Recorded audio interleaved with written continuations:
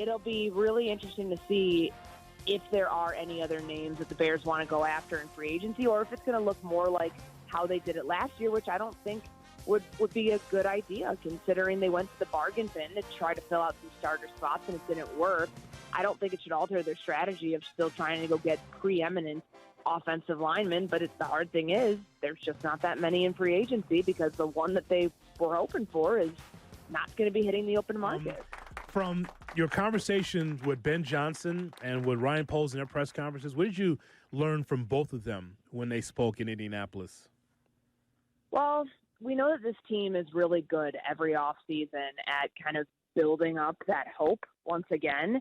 And the way that Ryan Poles talked about the energy around the offensive staff feeling pretty different than it was a year ago. And Ben Johnson echoing that with his work with Ryan Poles and the conversations that the two parties have had already.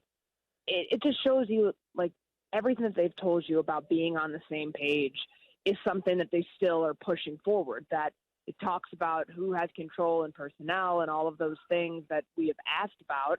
It does feel like their first month together of ironing out probably what that structure looks like is something that they're happy about. So, I think that the Bears are not the story of the Combine the way that they were the last two seasons when they had the number one overall pick, but they still are one of the more relevant teams here that people have an eye on. Being out the last couple nights and talking with people about the perception of the Chicago Bears and the perception of how differently the team did things this offseason. That's kind of what stuck out to me because, teams around the league are seeing the Bears spend big money to get a head coach who was at the top of the cycle, and they're seeing all of the other changes that have taken place. At least the way that it looks right now, on paper, they're doing the right things. And I think that Ryan Poles and Ben Johnson, the way that they talked about that is reflective of their efforts so far. How many offensive linemen is it going to take to replace Trey Smith? Man, what a blow for all the teams that were, hoping to get in on the sweepstakes. It wasn't just the Bears. I mean, the Minnesota Vikings were hoping that Trey Smith wasn't going to get franchised. I think that surprised a lot of people. But, God, the plan B, plan C, all of the things, Tevin Jenkins maybe even coming into play now is somebody that, of course, on a more discounted deal that you'd want maybe to bring back. Trey Smith was like the cream of the crop in this class, and then it's everybody else. So I don't know how you go about this if you're the Bears. If you were going to go all in on him, I don't think you want to overpay for anybody else in this class. So maybe a combination of like 2 or 3 interior linemen. Maybe this makes the pick at number 10 all that much easier to make. And if it is somebody that's a tackle, then at least you're addressing a big portion of need on the offensive line at the left tackle spot where Braxton Jones currently plays. And it'll be really interesting to see if there are any other names that the Bears want to go after in free agency, or if it's going to look more like how they did it last year, which I don't think would be a good idea, considering they went to the bargain bin to try to fill out some starter spots and it didn't work. I don't think it should alter their strategy of still trying to go get preeminent offensive linemen, but the hard thing is there's just not that many in free agency because the one that they were hoping for is not going to be hitting the open market. So, Courtney, what do you think of Drew Dahlman? Well, I think that they need a center. So, I mean, it's the next in line. I mean, that's a position that you want to make sure for a young quarterback with the protections and the calls and everything that Caleb is responsible for, everything the offensive line is responsible for. That'd be one that you'd want to probably hit early on. And I know that ESPN had him mocked to the Chicago Bears as the best fit for the top 50 free agents, and it makes sense. But you're not paying a guy like that. You're not going to overpay, I would imagine, for a guy like that, just based on the value of the center position, but also how they have other needs and what their other spends are going to have to be. At the Combine, all the, biggest stars have talked so far. Shedeur Sanders talked today, I believe. Travis Hunter, Abdul Carter. Who has been the biggest, star out of them? Who has impressed the most out of the guys that might go in the top of the board? I think it has to be Travis Hunter. Number one, anytime anybody asked, did you meet with so-and-so, he gave him a next question, which is just legendary stuff because it is the most inane thing that certain reporters do. They let anybody into this thing, if we're being honest. So you get all these people who are just like, did you meet with so and so? Did you meet with so and so? And yeah, sometimes that information is pertinent. But remember, these formals and these informals are about 20 minutes. You don't really get to know guys all that well in that time frame. And these players and these prospects have met with teams, a lot of teams. So a lot of it blurs together. But I thought that was a fun way to handle the question that's really annoying that these guys get asked every year. But I also think the two-way ability and what he wants to continue to do at the next level. I mean, he's classified as a defensive back, and I think it's probably the smart thing to do to keep it that way, because he'll build up the callus of making hits. So when he gets hit, if they put him in on offensive packages, it won't faze him. I'm really curious to see whichever team takes him, if he ends up going ahead of where he's slated to go right now. If he does surpass Abdul Carter as somebody who could be the number one overall pick, or if and for him, wherever he goes, how much of an impact he's going to have on offense. Because the way he talked about it yesterday, like, this is somebody who still values or sees the value of what he did at Colorado translating to the NFL, and we'll just have to see if whichever team drafts him sees it the same way.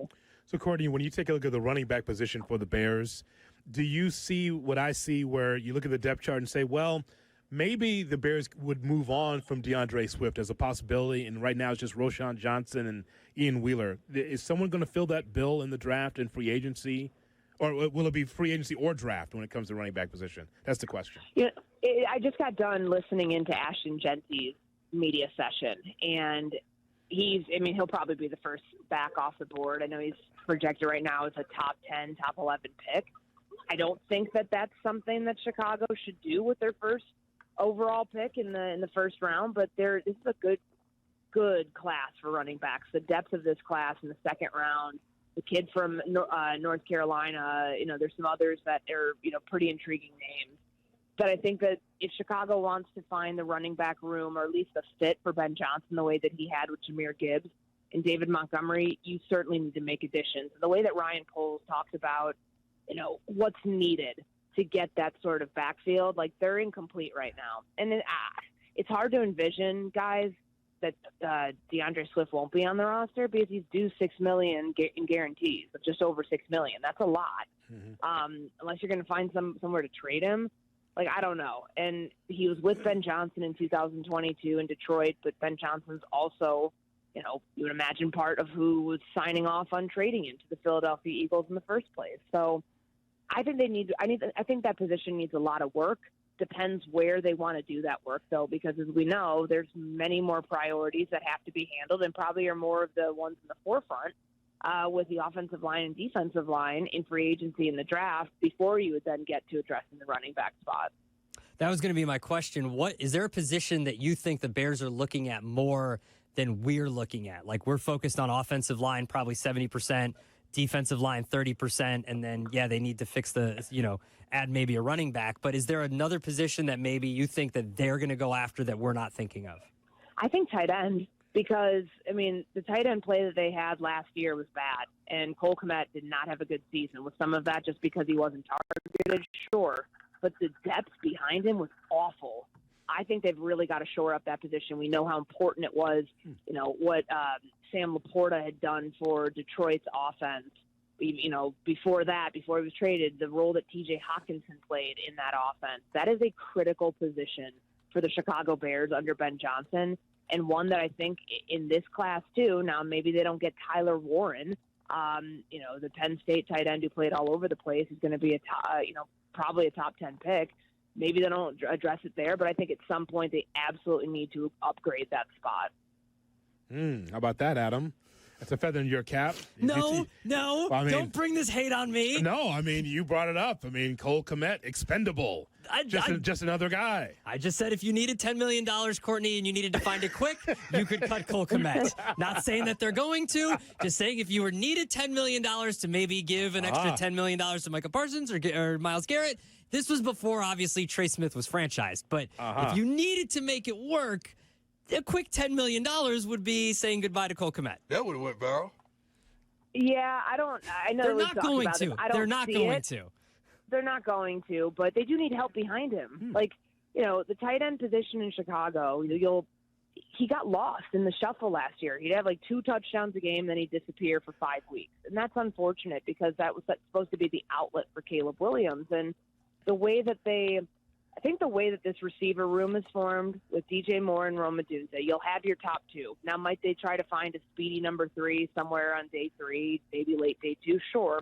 But I think the better use of their draft capital earlier in earlier rounds would probably be on finding an F tight end, somebody that can kind of be that hybrid role and play a big role in the run game, because we know that it's so much of what Ben Johnson does is predicated on that, and also on the pass game too.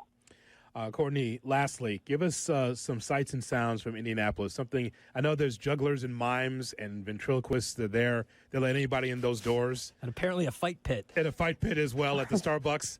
Tell us something interesting that caught your eye.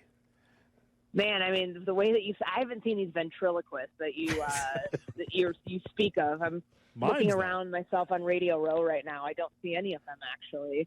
I did see, who did Sylvie get the picture with the other day? Big Dom? Yes, I saw him walking around. It's truly wild because I think he has one outfit.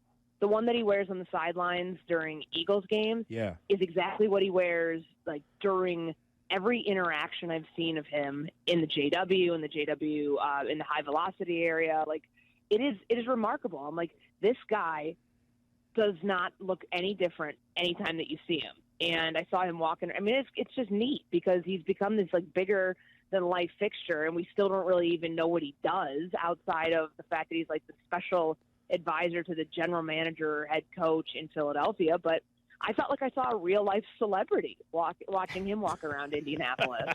That's so ridiculous, but it's true. I know, though. it's nuts. We're glad you spent some time. We just wanted to reach out, and at least we got some insight on the Bears because, again, without Trey Smith, now more plates start spinning. So it's compelling. Yeah, it really is. Courtney, thank you. Thanks, guys. Take care.